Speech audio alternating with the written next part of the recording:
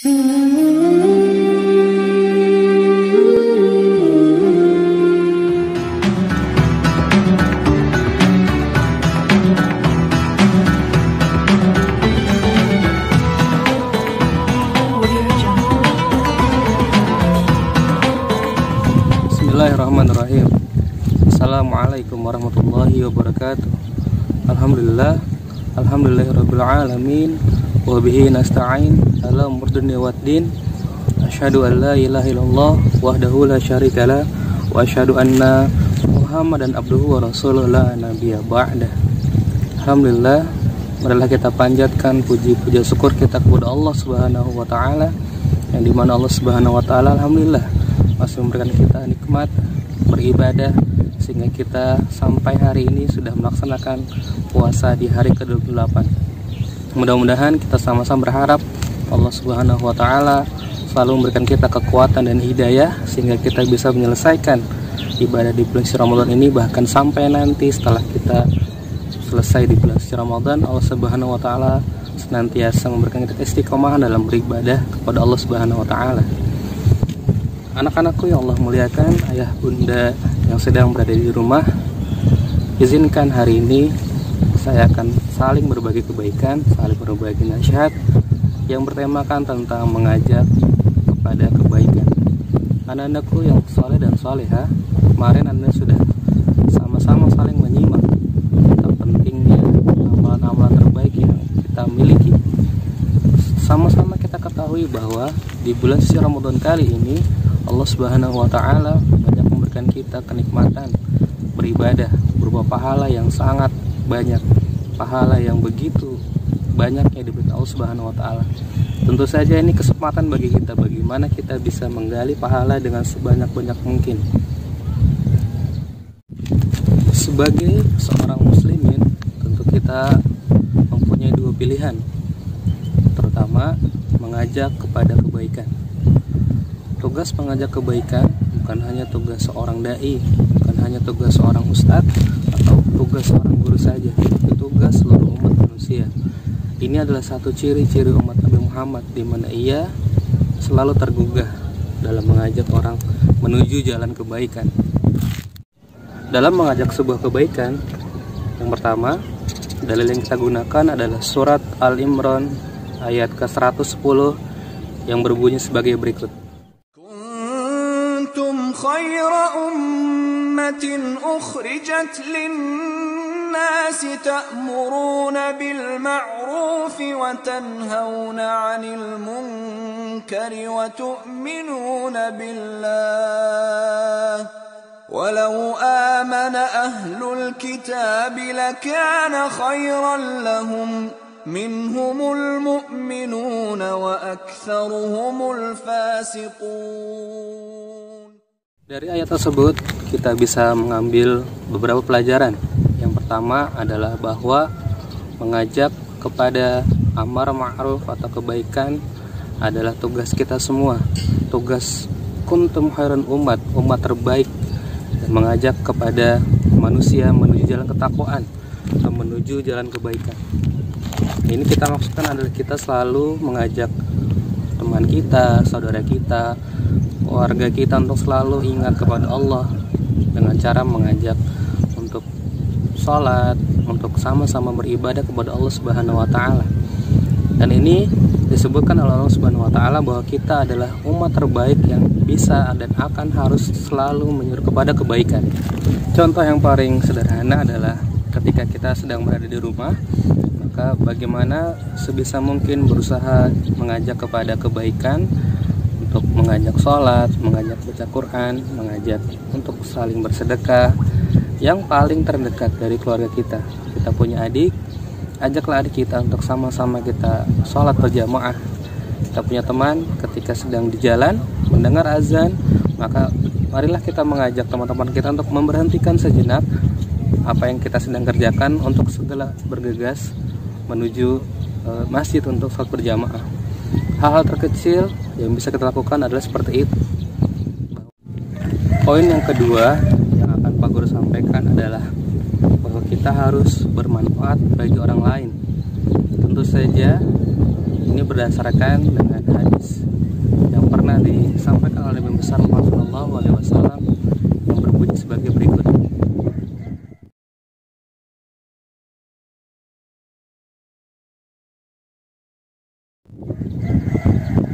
Hadis tersebut berbunyi bahwa ketika seseorang mengajak kepada sebuah kebaikan, maka ia akan mendapatkan pahala seperti orang yang melakukan kebaikan tersebut tanpa mengurangi pahala dari orang yang kita ajak. Subhanallah, dengan kita mengajak kebaikan, kita mendapatkan dua pahala. Yang pertama, kita mendapatkan pahala untuk menyuruh dia kepada kebaikan, dan yang kedua, ketika dia melakukan kebaikan, maka kita akan mendapatkan kebaikan yang sedang ia kerjakan. Jikalau kita mengajak teman kita untuk sholat, kita sudah mengajak dapat satu pahala, dan kebetulan ia mau dengan hidayah Allah, maka Allah Subhanahu wa Ta'ala juga akan memberikan pahala sholat dia melalui kita, dan pahala kita insya Allah dengan ridha Allah akan selalu bertambah jika kita menyuruh kepada kebaikan. Yang ketiga yang perlu Pak Sigit sampaikan, bahwa setiap kebaikan yang kita kerjakan akan berpulang kepada kita sendiri, bahwa nanti kebaikan akan berbuah kebaikan, sedangkan nanti juga keburukan akan berbuah keburukan. Anak-anakku yang saleh dan saleha, tadi sudah sama-sama kita dengarkan, kita sampaikan bahwa ternyata berbagai macam kebaikan yang kita serukan kepada orang lain tentu saja akan sangat bermanfaat bagi kita pribadi dan orang lain tersebut, karena kita akan mendapatkan dua pahala. Yang pertama, pahala kita mengajak kepada kebaikan, dan yang kedua adalah pahala kita mendapat ketika orang tersebut melakukan kebaikan yang kita serukan. Insyaallah berikutnya ada yang perlu kita perhatikan ketika kita berniat untuk mengajak seseorang kepada kebaikan. Yang pertama, sampaikanlah kebaikan dengan cara-cara yang baik. Kita tidak dianjurkan menyampaikan kebaikan dengan kata-kata yang kasar, kata-kata yang memaksa, atau bahkan kata-kata yang sedikit merendahkan orang lain. Contohnya, ketika kita mengajak orang lain untuk memakai hijab, maka sampaikanlah dengan hal yang baik. Sampaikanlah dengan hal yang sangat halus dan sangat baik, sehingga orang tersebut tidak merasa tersinggung dengan apa yang kita sampaikan. Kalaupun itu sulit bagi kita, maka cara yang lebih sederhana adalah kita memberikan contoh atau memberikan sebuah teladan bahwa perbuatan itu hendaknya bisa dilakukan bersama-sama. Ketika kita mau mengajak teman kita untuk sholat, lagi asik bermain nih, maka kita yang mencontohkan dulu. Kita berhenti bermain sejenak, lalu kita berangkat untuk mengambil wudhu untuk melakukan sholat, maka teman kita akan melihat, oh ternyata sudah waktunya sholat. Maka mudah-mudahan dengan dia melihat kita melakukan atau menyegerakan sholat, beliau terketuk hatinya. Kalaupun bisa, dengan lisan juga bisa mengajak. Nah, yang perlu diperhatikan adalah sampaikanlah semua dengan ahsan, dengan baik. Ini semua sudah pernah dicontohkan oleh Nabi besar Muhammad SAW, bahwa beliau selalu berdakwah tapi tanpa pernah menyakiti orang lain, tanpa pernah memaksa orang lain, tanpa pernah menyinggung perasaan orang lain. Bahwa ini adalah sebuah pelajaran bagi kita, bagaimana sebelum kita mengajak kepada kebaikan, maka kita harus belajar akhlak terlebih dahulu. Bahwa Islam mengajarkan dengan akhlak yang baik. Islam mengajarkan dakwah dengan hikmah, dengan perbuatan, dengan lisan yang baik tanpa menyakiti hati orang lain. Anak-anakku yang soleh dan soleha, para ayah bunda yang sedang berada di rumah, lalu kita sampai kepada sekarang atau fenomena sekarang ini, bahwa kita sudah sangat erat kaitannya dengan teknologi, dengan informasi. Maka banyak hal yang sebenarnya kita bisa manfaatkan dari apa yang kita miliki, apa yang kita genggam di hari ini. Menyampaikan kebaikan tentu saja banyak medianya. Pertama seperti kita contohkan dengan lisan ataupun dengan perbuatan.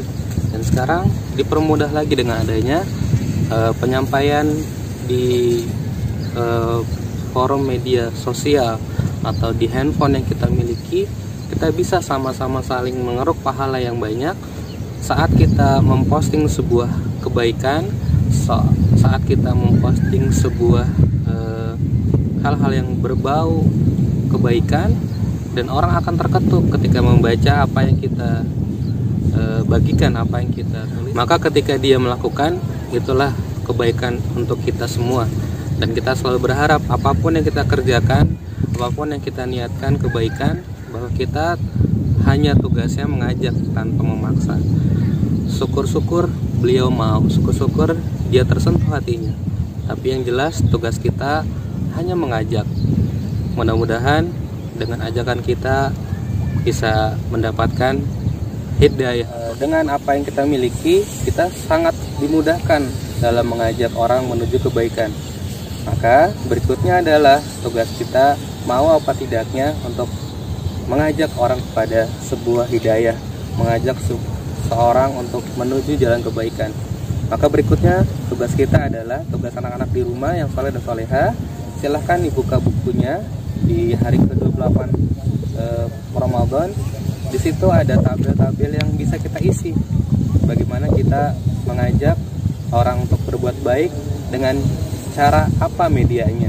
Bisa dengan handphone, bisa dengan apapun, bisa dengan cara lisan atau mengajak secara perbuatan. Kita mencontohkan yang baik, dan siapa yang kita ajak silahkan diisi di buku yang kalian punya, di buku yang kalian miliki masing-masing. Insya Allah catatan itu adalah menjadi catatan yang pribadi buat kita. Tapi sesungguhnya Allah Subhanahu wa Ta'ala juga mencatat, malaikat juga mencatat apa yang sudah kita kerjakan. Tibalah di penghujung tausiah. Sama-sama kita selalu berdoa dan berharap Allah Subhanahu wa Ta'ala memberikan kita begitu banyak kekuatan hidayah, kekuatan iman untuk melaksanakan apa-apa yang dia harus dilakukan. Dan kita sama-sama berdoa Allah jaga kita dari perbuatan yang tidak bermanfaat. Al-haqqu min rabbi fala takunanna minal mumtarin. Assalamualaikum warahmatullahi wabarakatuh.